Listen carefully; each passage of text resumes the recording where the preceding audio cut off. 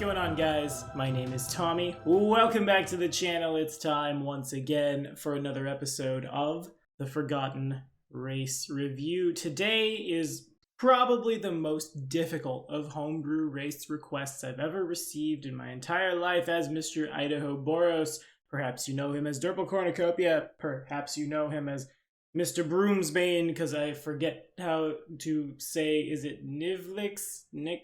I forget. But he hangs out on our Twitch channel during Kingmaker, would like us to stat up the dragon as a playable race and keep it balanced. This is, without a doubt, again, probably the most difficult homebrew thing I've ever had to tackle in my career. But I think I did a pretty good job. I'm pretty satisfied with it. And hey, if you guys are liking what you're seeing, hit that like and subscribe button, ding that bell for more homebrew craziness, and if you think you could do this better, if you'd like to complain at me about it, in the comments, Anywho, this one goes out to the Inn of Planar Crossroads. Thanks for all your support, guys. Now, here we go. Okay, guys, so in case you missed the memo on this one, a dragon is a large, serpent-like legendary creature that appears in the folklore of many cultures around the world.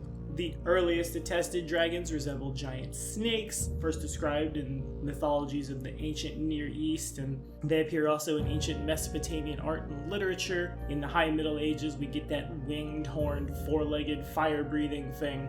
And of course, these legendary beings have lasted all the way up to the modern day in pop culture, everything from The Lord of the Rings, Game of Thrones, Harry Potter, Skyrim, and yes, believe it or not, Dungeons and...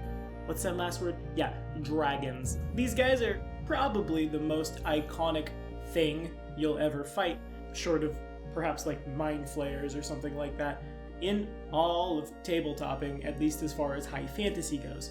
And Pathfinder has, a billion different kinds of dragons. Everything from the wyverns and drakes and companion dragons, lesser things that share the typing, all the way up to the classic chromatic and metallic dragons, Tian Sha's imperial dragons, the esoteric dragons for your occult games, the outer dragons for your space games, the primal dragons for your nature games, the planar dragons for your planar games, the Lenorms for your games in the lands of the, Lenorm kings. Basically whatever flavor you want, you've got it. And now it falls to me to bring this into the player character's world, to bring it into the party's world in a balanced, from 1 to 20 kind of way. As my first disclaimer, there's definitely no easy way to do this short of picking a certain flavor of dragon and sticking to it, because some of them age differently, some of them get their spells at different points. There's no one-to-one that's going to fit everybody. So this is going to feel pretty open, it's going to feel pretty template-y, and it will still require some book diving on everyone's parts, but there's kind of no other way to really do it unless like someone specifically is like, hey man, could you please tell us how to build specifically the Kraglenorm as a player race? Okay, yeah, fine, we'll do that. But I want this to work for everyone. Have I played dragons? Why, yes, I have. And we actually made a video about that not that long ago in Min-Maxing for Fun and Profit. Follow this card right here, by the way. We'll catch you up on a super old video, because after all of my high-level shenanigan OP munchkiny min-maxy play that I've gotten up to, I firmly believe that things are only as good as their hit dice. Roll it down to 1 hit dice, and it's not that good. I've been in a party with a Solar Angel before that was rolled down to appropriate hit dice and watched it die when my Hunter survived. Same's true for my Druid, who had a monstrous beast with hit dice, specifically, a Winter Wolf with the Half-Dragon template as his animal companion, watched that die too. It's all about the numbers. So this race is going to serve to take those numbers, boil them down, keep them playable, but at the same time, not sacrifice the power that the dragons have, because truly they have a lot of very unique, very flavorful, and very, dare I say it, powerful powers, but we also don't want the sudden magma dragon that shows up in the party to outshine everyone. Will they be good? Yeah. Are they appropriate for every game? No. But the numbers are going to match up. The goal here is to be sure that Johnny Human Barbarian and his Red Dragon Sorcerer, we'll say, best friend, are as easy to kill, more or less, as anything else in that party. Yeah, sure, okay, tactics are gonna need to matter. The red dragon can't die to fire damage, sure. Regardless, let's hit the stats first. Now, again, this is supposed to be for every single solitary dragon ever printed, but we're going to be benchmarking off, yeah, you probably guessed it, the black dragon. I'm nothing if not a meme and predictable. Anywho, in your bestiaries, at the beginning of the dragon section, there's that wonderful table which will tell us all the ability score adjustments and things from moving around age categories and things of that nature. And though I very rarely talk about them, I do not like that SRD as much as I like the Archives of Nethys. D20 PFSRD does in fact have the stats all rolled up for every age category of pretty much all the dragons. So as far as at least like the chromatic dragons go, and this probably tracks for most of them, maybe not like the esoteric dragons, but we will begin play at level 1 as a young dragon, which means we come of age at 16 years old. This particular dragon is a medium creature. So at medium size, I'm gonna say that most dragons of this size range anywhere from 4'6" to 5'6" in height, not including wingspan, and weighing somewhere between 200 and 300 pounds seems to be about accurate. And since they are in fact magical creatures, I'm going to say that the males and the females fall 100% in line size-wise with one another. Yes, we can make the argument, oh wait, they're reptiles, the females are bigger. Well, dragons, that's my response to that. I don't necessarily think that's the case here. I don't have anything to benchmark for or against, but again, when we're talking about purely magical creatures, I have to imagine the only rule is not to follow the rules set up by, reptiles. As far as our ages go, I'd say the maximum age for a dragon is, probably immortal, unless you can find somewhere that says otherwise. You're certainly going to be living longer than the rest of the party to naturally grow into the rest of your ability scores and things, but of course, that's not how we're going to receive them as a player character. As a player character, we will be, again, basing off the young age category of our dragon, and down to the racial ability score adjustments, a dragon receives a +4 to its strength and a +2 to its con with no negative stats. That's our base. From there, it gets a little more complicated. We will begin play using the young age category of our dragon as a guideline for what we should or shouldn't have. Now, again, I certainly realize there will be a lot of variance there. A young black dragon is CR 7, a young red dragon, say, is 3 CR higher. Yes, of course, there's going to be a little bit of wiggle room, but again, when we only have the 1 hit dice, that wiggle room gets closed pretty fast. Anyway, your dragon gains all of the special abilities that it would have achieved by reaching the age category young, is the size category that it should be as a young dragon, with any subtypes that are appropriate. For example, the black dragon has the water subtype. All dragons have dark vision out to 120 feet, blind sense out to 60 feet, immunity to paralysis, sleep, and the energy of their breath weapon, and all of the move speeds that they would have gained at that point. However, their natural armor adjustment is 1/5, rounded down, of how it reads in their bestiary entry, which of course will ping up as it levels. It just seems a little scary to let the black dragon, who's going to take fighter levels, come in with a +9 natural armor bonus, given that +9 will get much higher as things go. Again, I know we're looking at a monster in a bestiary, no bonus feats, no extra feats. If your dragon has a racial bonus on skills, they of course get that, and they have 0 racial hit dice, so your dragon sorcerer will have a D6, not a bajillion D12s and then slap a D6 on it. Now, I don't normally bring this up, but I will bring it up for the dragon because it seems like an appropriate gate that we need to have. A dragon begins play speaking Draconic and nothing else. With high intelligence, they can choose any language they want, which means you have to at least have a positive intelligence modifier to speak Common, because a little bit of a gate doesn't hurt for these kinds of things. And of course, our dragon receives all of the natural attacks that, it would receive, which will vary from dragon to dragon, all of which being primary natural attacks, unless for some reason your dragon starts wielding manufactured weapons, then they become secondary. dealing damage as appropriate for the dragon. And, of course, your dragon has damage reduction as appropriate, as well as spell resistance equal to 11 plus its hit dice. Now, before I talk about how we're going to get bigger, faster, stronger, better, let's talk about how this is balanced. For one, again, if your dragon comes in dumping their strength down to 7, so they have an 11 strength and they're playing a wizard with 18 intelligence, they're on 1d6 hit dice. They're very killable. Letting the natural armor progress as it goes helps make sure it stays balanced, and in high level play, when they have all that natural armor, you're targeting their touch anyway. Most dragons have some kind of fly speed that is not a normal speed, and that normal speed's probably pretty fast. That may seem unbalancing at first. I concur. Having this come in something like Rise of the Rune Lords is going to present some challenges for you as the GM, but it's certainly not unbeatable. Same scenario.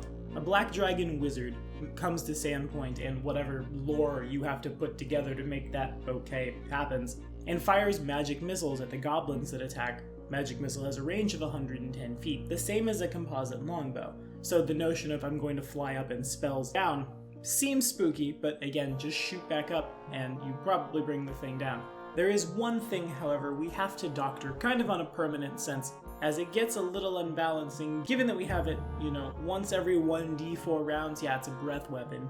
We're going to bring the breath weapon down from whatever it says in the entry of a young creature to an amount of d6 equal to your hit dice, with an accurate line or cone depending on what your particular dragon gets, with the save DC being 10 plus half your hit dice plus your con.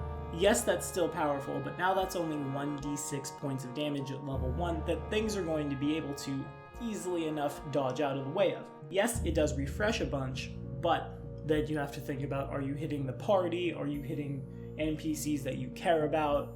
Because certainly having something like that presents its own challenges. Now, to make this thing stronger, there's one of two ways you can do it. The first way probably never comes up in your game, but technically speaking, as this thing ages, this thing will get more powerful.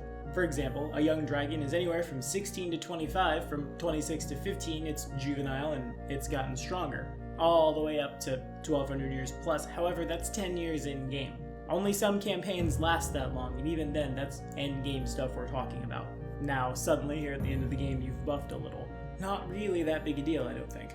Especially when Rocket Tag becomes Rocket Taggy, it's not going to matter that much if your natural armor went up a bit. So instead, we're going to run it like the Drow does. Because as some of us know, I'm sure a vanilla Drow can take the Drow Nobility feats, which I've improved in greater variants, to increase your age category, looking something like this.